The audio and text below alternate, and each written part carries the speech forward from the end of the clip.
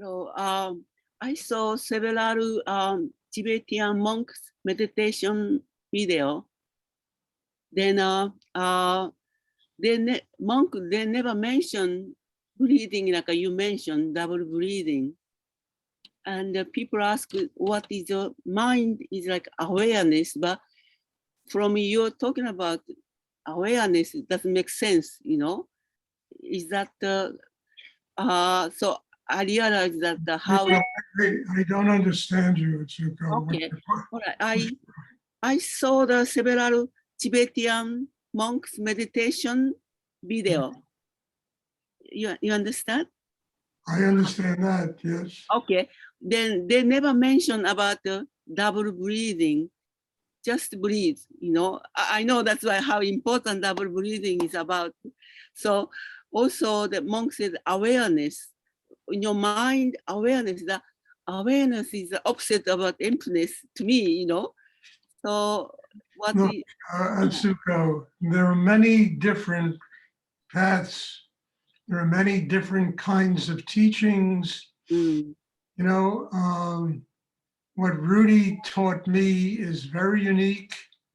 And in fact, actually, honestly, uh, you know,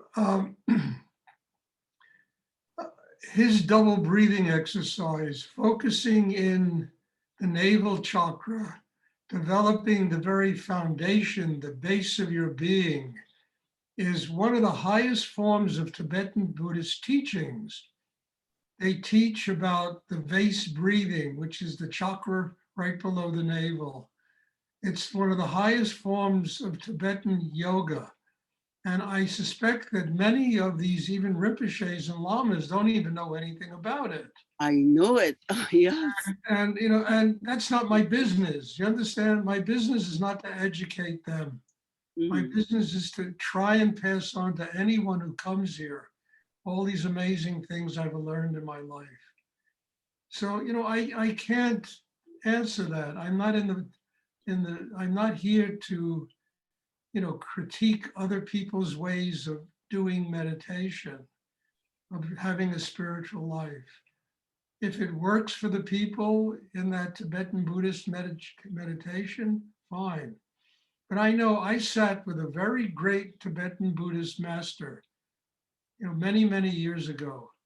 And one of the things he talked about was the 6 disciplines of Naropa. And it had to do with learning how to build what they called the vase, you know, which is the chakra below the navel, building that inner strength.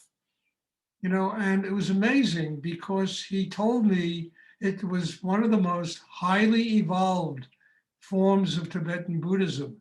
They don't even teach it to people who are not there for 20 years, you know? And here you come, the first class you come to, you're shown it, you know? So I'm not here to keep secrets. I'm not here to create mysteries. I'm here to do what I learned from my great master that I studied with. Pass it on to people. Hopefully it'll help them in their lives. And I've met many, you know, teachers. I don't meet them anymore too much, you know, but in my life, I've met many teachers, and every single one of them had a different way of teaching. Even people that teach Rudy's work. You know, they have a picture of Rudy over their head, and you go to 5 different people, you'll find 5 different methods of doing the double breathing, of where to focus, what to do. You know, each person, you know, approaches this uniquely from their own perspective. I'm not here to critique people. I'm not here to say what's right or wrong. I'm here simply for one reason, and that's to truly give what I have learned in my life. And I try to give it because it works. It worked for me. I've seen it work for many, many people. Now, if this Buddhist thing works, for a Tibetan Buddhist thing works, God bless them. I'm not here. Whatever works. That's one of my leading principles. Whatever works and helps people, but never to compare and contrast what I do with what other people do. I won't do that. And I don't understand why people do that. You know, everybody teaches a little differently. And frankly, you can learn from any. Rudy once told me there are no bad students, there are only bad teachers. A great student can turn a bad teacher into a great teacher. Mm. That's what he told me once. It blew me away. He said a great student can turn a teacher who's not a great teacher into a great teacher. Mm. So all of it is contingent upon what one's need is, what works for one, how one approaches their own life. There are a lot of meditations which are basically just a pat on the back. Get your mind a little quiet, relax a little bit, and it doesn't take people very deep. But I, have no problems with that. If that's what people need, let them do that. I'm not up against what other people teach. And I respect what other people teach because everybody is different. And people need to learn different things in their life. And I'm not here to teach everybody. I can only teach people that really want to learn what I have to teach.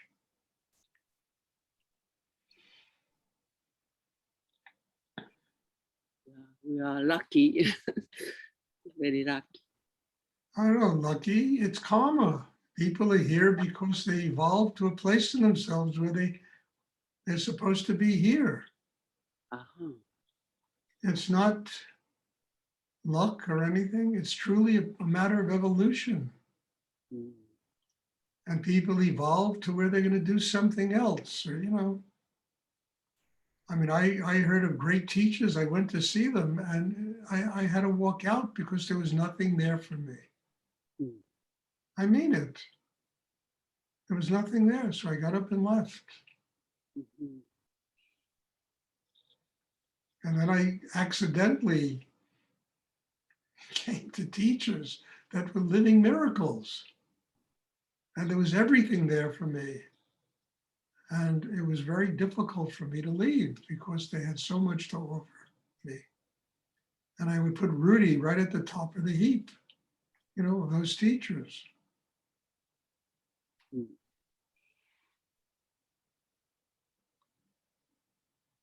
Thank you. I think that the double breathing exercise is better than what other people do. It just works for whoever uses it, and it works for them. It's very powerful. It's strong. These classes are unbelievably strong. Yes. And it just works for whoever can use it in their life. And if it works for you, then use it. Doesn't mean you can't do, martial arts and Aikido and Zen, and you can do whatever you want, whatever helps. But if something really works for you, use it. Hatha yoga, there's so many things people can do.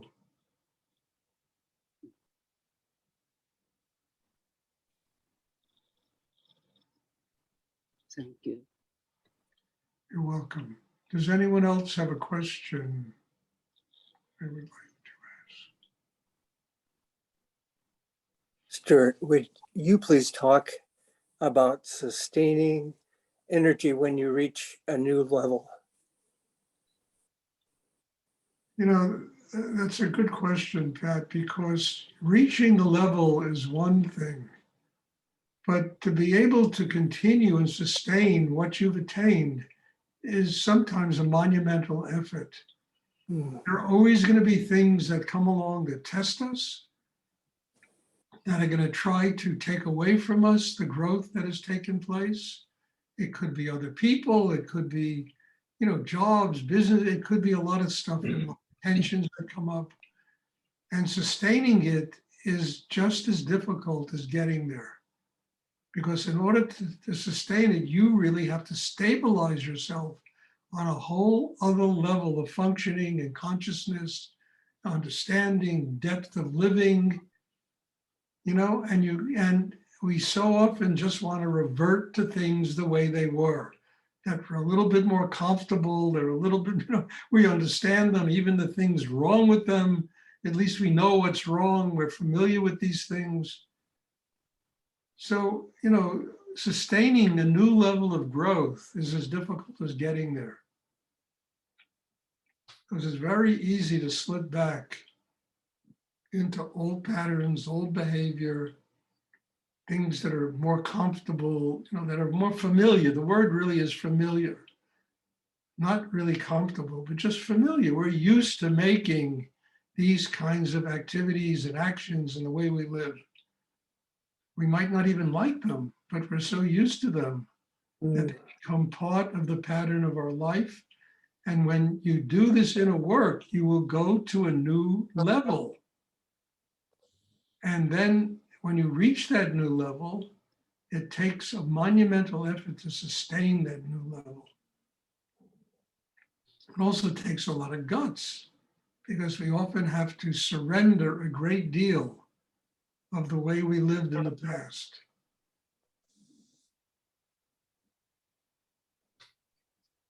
And between where we are and that next level, there's like a void. And going through that void is, it's not easy. It's death and rebirth. That's exactly what it is. And, the way I look at it is I don't want to struggle so long in my life to attain a new level of work, to let it slip away because the past was more, more, I don't know, more comfortable for me, more familiar to me. And therein lies, you have to be a spiritual warrior. You got to fight your way to sustain it. And you can't take any bullshit from anybody. People will always test you.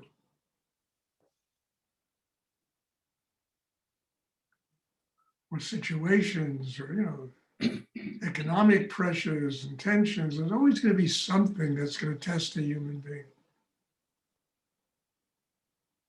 And to me, it's so difficult to get from point A to point B that I don't care what it has to cost me, I will not slip back to point A again.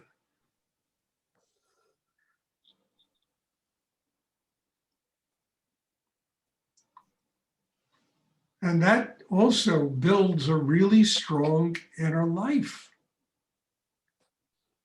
I mean, that's the kind of inner strength you need to ultimately attain a state of spiritual enlightenment. Because, look, you want spiritual enlightenment, it means you've got to let go of everything. Everything. Ultimately, everyone has to let go of everything. But to do it and become enlightened, it has to be done consciously. You can't just walk into nothingness and, okay.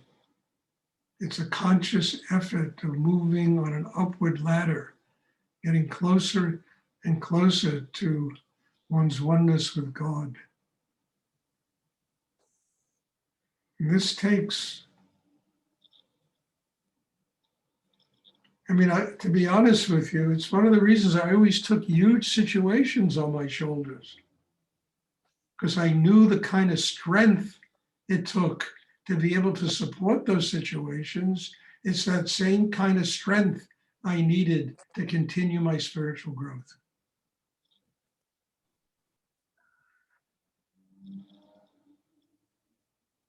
And it always enabled me to step into the unknown, because that's where all the creative energy is. But it takes a great capacity to do that kind of thing, and then to sustain it. You dip your toe in the water and run away. People so often do that. It's too cold, it's too hot, it's too this. No,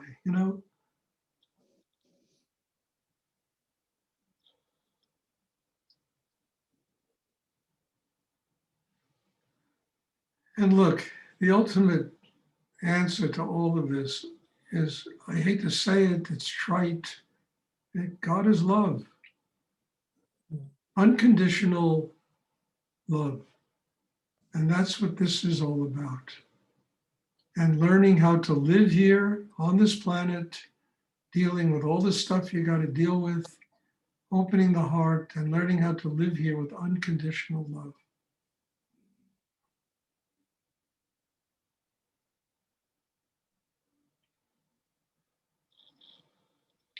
That will give you the strength to be able to sustain the next level. Gratitude. I worked my way out of one thing. I am so grateful for it that I can, begin to live on this. And that will help you sustain the new level. Sheer gratitude.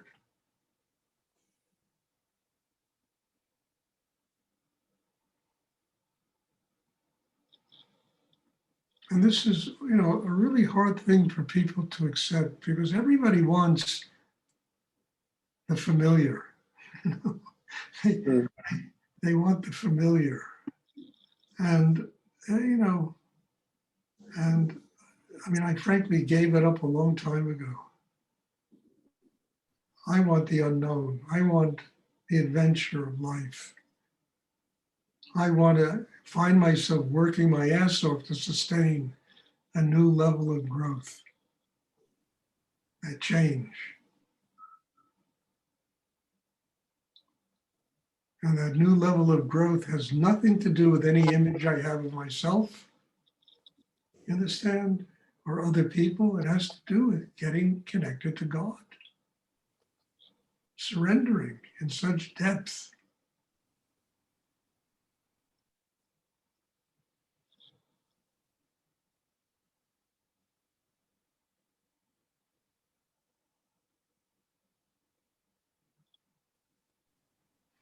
Would you say that whatever you resist would be really good to move into? I think it's not a bad thing. I think it's a very good thing.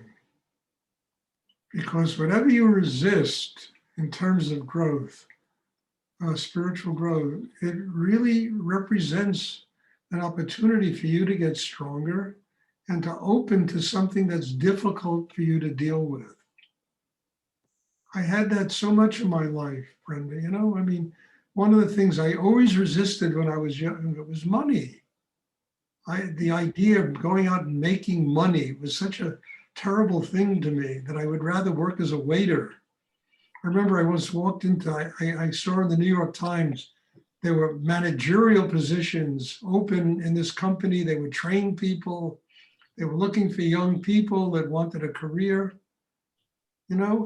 and I'll never forget, this would probably amounted to a great deal of money in the future. And I walked into that office building and I took one breath and I had to leave. And it wasn't anything but my resistance as a young man to become financially successful. And I had to learn how to get over that. And I learned how to get over that with God bless Rudy, put situations on me that demanded I had no choice but to get over this feeling in myself that resisted success in the world, that didn't want to get involved in that world of business and money and Wall Street, and so I found other ways of doing it, but I had to overcome that resistance in myself, big resistance, big. Well, this is what is so wonderful about you, Stuart, is how real you are. Well, I try to be real. I don't want to bullshit people around. Mhm. Look, for so many years when I was younger, I was bullshitted around by spiritual teachers, by gurus, and I met Rudy and the bullshit stopped. And I started to grow for the first time in my life. I want to treat people that way. I want to be real about what it takes to grow and have a spiritual life and not just kind of roll out a red carpet and, pat people on the back and say, hey, I'm okay, you're okay. I want people to learn the hardcore reality of what it means to grow and have us. And the ultimate level of living in this world is no matter what you do, ultimately one has to have gratitude and one has to find joy and love in their heart.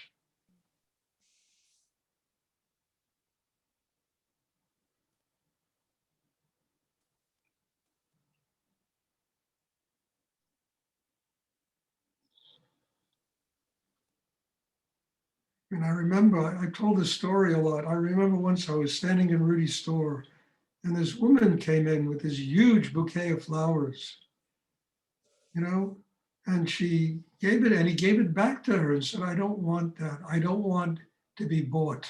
This is what he told her. And afterwards, you know, I said, Rudy, what happened? He said, this woman has been trying to convince her boyfriend for months now to stop studying with me, you know, and she's making him crazy. And now she comes in and gives me a big bouquet of flowers, you know. I mean, it was terrible. So he said, give it back to her. You know, and then somebody walked in like 10 minutes later with a bag of M&Ms, and Rudy was hugging him and thanking him. It was like he just gave him the crown jewels. He was giving M&Ms to everybody, you know, Prasad, here, have an M&M. I mean, it was unbelievable.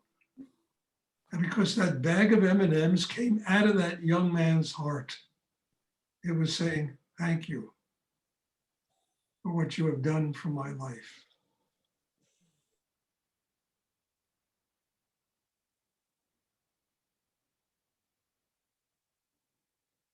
Thank you. It was real, and I love the reality of it. And I don't want to be in a position where I teach any other way. I don't want to bullshit people around.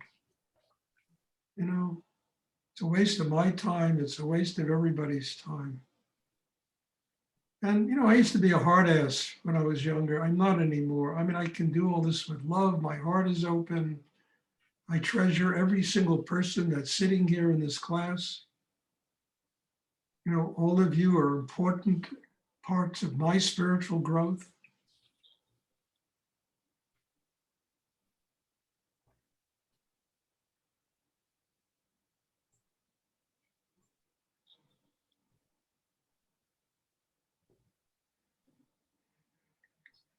Does anyone else have a question you would like to ask?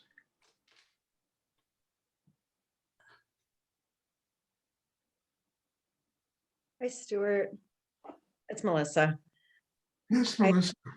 Could you talk? I know you're kind of talking about it some today and last time also, but I'm wondering if you might say more about what it's like when there's clarity that you want to be, that your focus in life would be to live a spiritual life, and then you're encountering major life decisions. Well, those are the tests, Melissa, that will always try to pull you away. You understand? But if you're clear about wanting a spiritual life, you will do whatever you have to do to have a spiritual life. If that's clear. And all of the tests will just bounce off of you. Say, okay. I mean, I had that with my family when I was younger. I was the black sheep of the family. I was the one who was, my God, he's not going to college. He's not doing this. He's hitchhiking around Europe. He's, you know, he's doing meditation. He has some spiritual person down in the village. God knows who he is. Who's, you know, I mean, this is the stuff I used to hear all the time, you know? And then one day, you know, I won't go through the events that made it what happened. My mother comes up to me and says, I want to come to your classes. Now, what she was telling me is that I really had grown to such a point that I could make a place in myself for my mother to be sitting in my classes. This is what she was telling me. She was such a profound, you know, reflection of my spiritual growth, having her in the class. And then I see my daughter in the class, it's the same thing.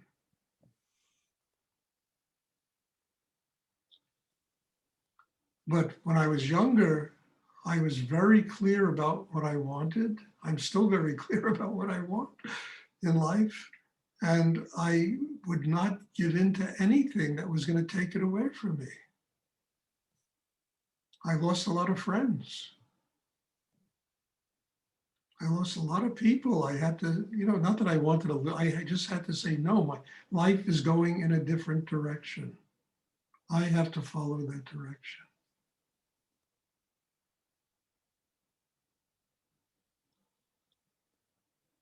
and some of them I met later on in my life, and, there was no ground, there was no communication there. Their lives were so different, and where it went was so different that I wasn't even able to talk to them about what I do. They wouldn't understood, So I respected that. We talked about what? Baseball teams, card games, and whatever, But if you're clear about wanting us, then you got to follow where it takes you. And that's not always easy. In fact, it's always hard. But that gets you there when you follow it. You have the guts to live your life and follow where you have to go in order to get a spiritual life and what you have to do.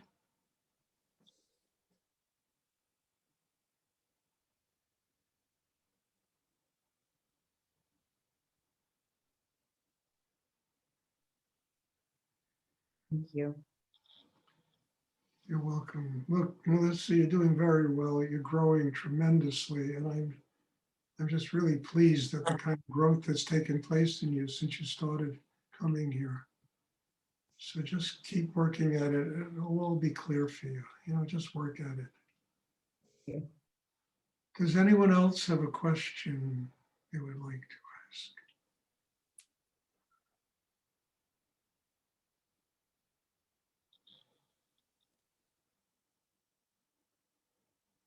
Tom, are you talking? I can't hear you. I can't hear you. You got to unmute yourself.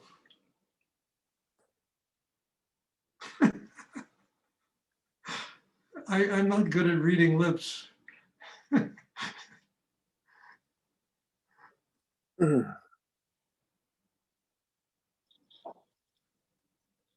Does anyone else, please try and sit still until the class is over.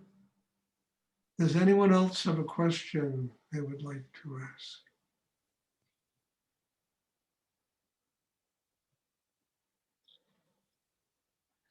Okay.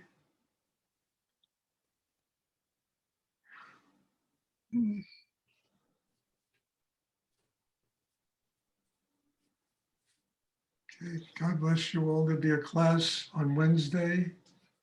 I'm looking forward to seeing everybody. And as I always end this class, thank you. Having you present in my life is such a miracle. And it's helping me to grow so much and reach really profound places inside myself. And I just can't tell you how grateful I am just to come and sit here and be with all of you and to be able to experience what's going on. Part of me wishes it was all in person, but it would be difficult. There are people here from Brazil, from Australia, from all over the place, all over the United States. But I know in-person classes are going to start soon. And I hope, that you really find time to come and visit and, have hands-on work and healing sessions and the things I do.